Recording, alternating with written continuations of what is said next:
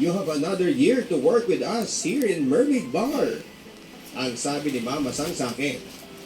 Hindi ko may paliwanag ang tuwa na hatid ng magandang balita na yon. Dahil sa sobrang galak ay napayakap ako sa kanya. Thank you very much, Mama Sang. I promise that I will continue to work hard for you. Ang sabi ko sa kanya. Naisip ko kagad sina nanay at tatay at siguradong matutuwa yon dahil makakapag-ipon pa kami at makapagpapagawa na ako ng bahay dahil hindi din sapat ang kinikita ni tatay sa pangangalakan ng basura. At nagpatuloy ang aking buhay sa Saipan. Hindi na rin ako nagpadala sa lungkot, Papa Dudut.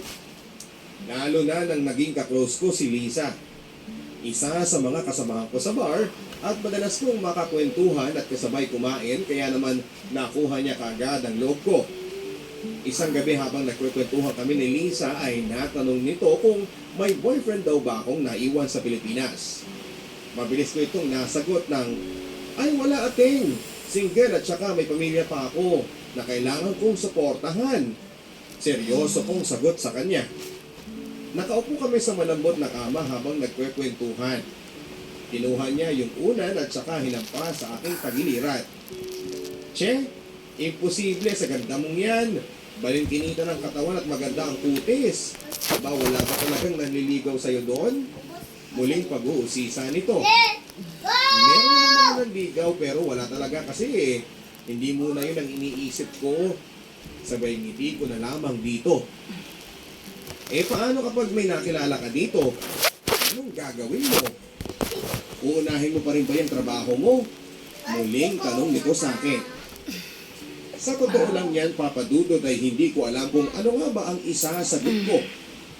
Pero sa puso ko ay alam ko kung ano ang dapat ko munang unahin sa ngayon at yun ay ang aking pamilya. Ang buhay talaga ay punong-puno ng sorpresa. Gugulatin ka na lang nito sa panahong hindi mo inaasahan. Isang ordinaryong araw yon sa bar, trabaho dito, serve doon.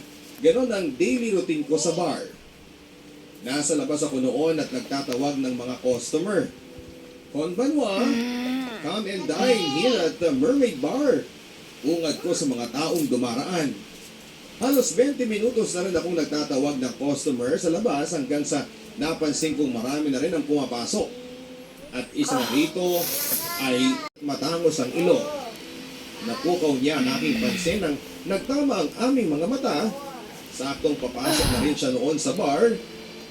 Mga ilang segundo rin nagtagal ang pagtitig niya sa akin. Inayos ko ang tuwelyo ng suot kong damit. Grabe yung titig niya sa akin, Papa Dudut, at hindi ko alam kung kikiligin ba ako o matatakot. Pero dahil sa gwapo naman ito ay nakaramdam ako ng kilig.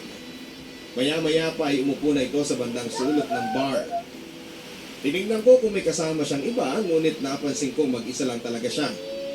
Hindi pa rin nawala ang pagtitig sa akin ni Lemuel na hanggang pagtapa ko ng entablado para kumanta ay patuloy na nakasentro sa akin ang kanyang mga mata. Kaya naman na-conscious ako ng bigla. Pagkatapos kong kumanta ng isang Japanese song na nirequest ng isang customer, umupo muna ako sa isang bakan guest drink. Ang sabi sa akin ni Mama Sang.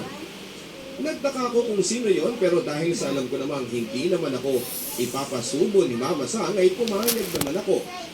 Kinuha ko sa bartender ang best drink namin dito sa Mermaid Bar. Pagkatapos ay nilapitan ko kaagad si Mama Sang para tanungin kung sino nga ba ang naghahanap. Mama Sang, excuse me, where's the guy you asked me to serve? Magalang kong sabi sa kanya nang nakangiti. Oh Jen, darling, he is already waiting for you. Over there. Ang sabi nito. Tumayo nagbahagya si Mama Sang nang sa ganoon ay hindi siya magkamali sa lalaking ituturo niya.